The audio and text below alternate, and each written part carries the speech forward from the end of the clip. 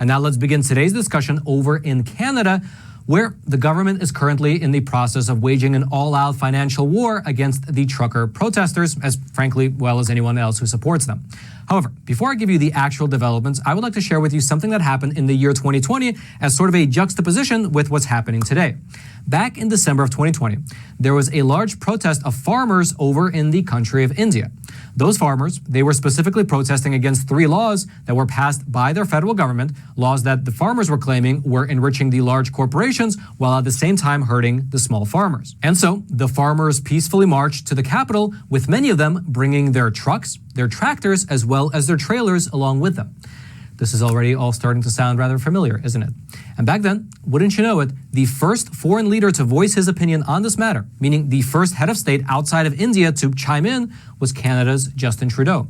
Here's what he said back in December of 2020, quote, "Let me remind you, Canada will always be there to defend the rights of peaceful protesters. We believe in the process of dialogue. We've reached out through multiple means to the Indian authorities to highlight our concerns. This is a moment for all of us to pull together." And those beautiful comments, well, they bring us right back to the present day. Because as you are likely aware, after the Trudeau government invoked the Emergencies Act, well, they began to crack down hard on the trucker protest. At first, the Ottawa police began to hand out these notices to the protesters who were on the ground. And these notices, they said this in part, quote, "You must leave the area now. Anyone blocking streets or assisting others in the blocking of streets are committing a criminal offense and you may be arrested. You must immediately cease further unlawful activity or you will face charges." Then, shortly afterwards, the police began to make good on their promise. Videos began to circulate online, maybe you've seen some of them at least, showing swarms of armed police pushing protesters back, smashing truck windows, arresting protesters at gunpoint, and even trampling over top protesters on horseback. Now, on that last point, regarding the horses, one of the women who was actually trampled, you can see her there up on screen, she's the one with the walker, she was sent to the hospital with a shoulder injury, and she eventually made a full recovery. However, it's rather ironic that for a protest that is being branded by the government as essentially a white supremacy summit, well, it was interesting to learn that this protester, the woman who was trampled by the police horse, is actually an Indigenous elder who just disagrees with the vaccine mandates. Now, you might look at the situation and you might be sympathetic to everyone involved, maybe even to the police officers themselves, who you might assume are just being forced to do their jobs and violently break up the protest.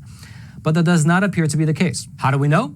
Well, a publication called Rebel News. They were able to obtain a leaked text thread between the Canadian police officers, and frankly, based on the text messages at least, they seem to be enjoying what they're doing.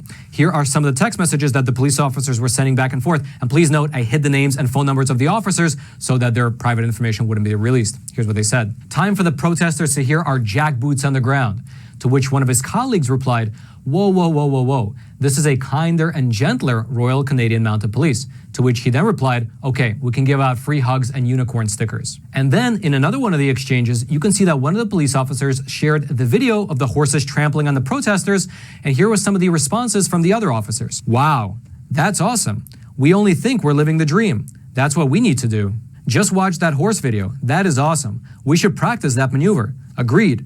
Put me back on gyro," which I imagine is the name of the horse, "and they will be served. Haha." That is rather amazing. However, it's perhaps understandable why these police officers are enjoying doing their job so much, because just maybe they are listening to their own politicians, and perhaps by doing so, they think that they are fighting actual Nazis. What do I mean by that? Well, listen to this Canadian member of parliament suggest that not only are the freedom protesters Nazis, but that also the sound of a truck horn actually means Hail Hitler. Take a listen. How many guns need to be seized? How much vitriol do we have to see of honk honk, which is an acronym for Hail Hitler, do we need to see by these protesters on social media? And along that line, a woman by the name of Tamara, who is one of the main organizers of the Freedom Convoy, she was recently arrested by the police and she's currently being denied bail. She's currently being threatened with 10 years in prison. Now, thus far, we have discussed both the narrative warfare as well as the police crackdown that the protesters have been facing. But what appears to be even more severe, and what likely has far-reaching implications, is the financial warfare that the state is waging against not only the protesters, but also anyone who supports the protesters.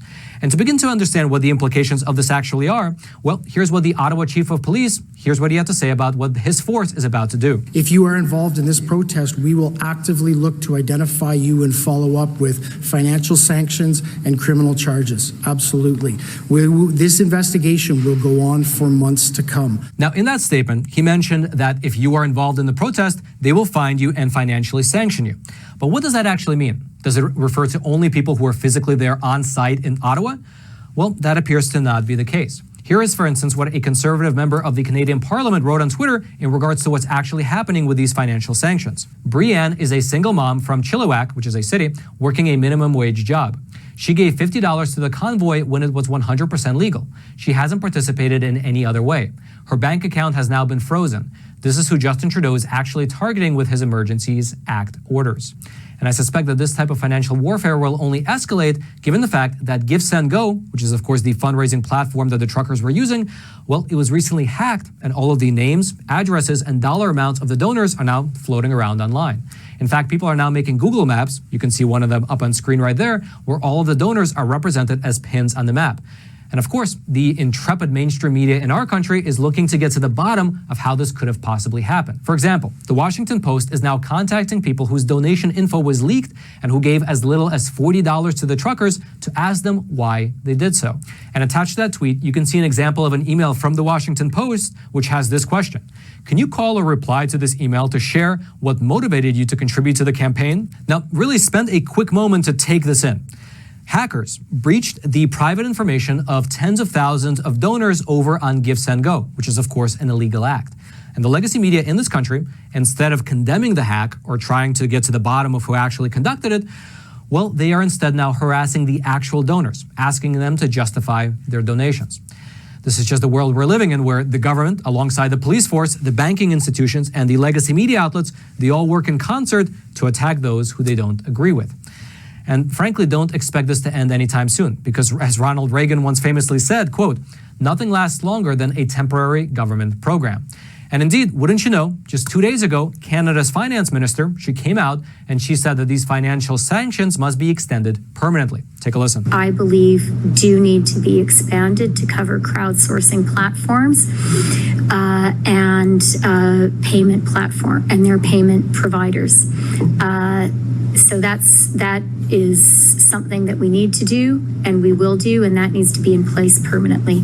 And so frankly, what this reveals is an extremely concerning development, the likes of which we very rarely see in the Western world. Because think about it, whether it's America, Canada, Australia, Europe, etc., one of the bedrock principles of our Western societies is the concept of property rights. That's one of the main reasons that, for instance, rich Chinese people, they buy property in Canada and America rather than in China. Because after 25 years, well, your property here in America will still likely be yours because we have property rights.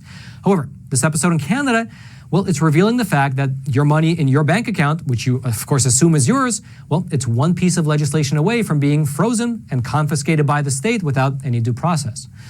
And so in terms of what this will actually mean for the future of Canada as well as the Western world, well, only time will tell. Although frankly, what you're actually beginning to see across Canada right now is a spreading of these protests in many different cities as people are witnessing what's happening in Ottawa and deciding to stand up against it. If you'd like to read more about anything that we've discussed thus far regarding Canada, I'll throw all those links into the description box below this video for you to check out. And all I ask in return is that you take a super quick moment to smash that like button for the YouTube algorithm.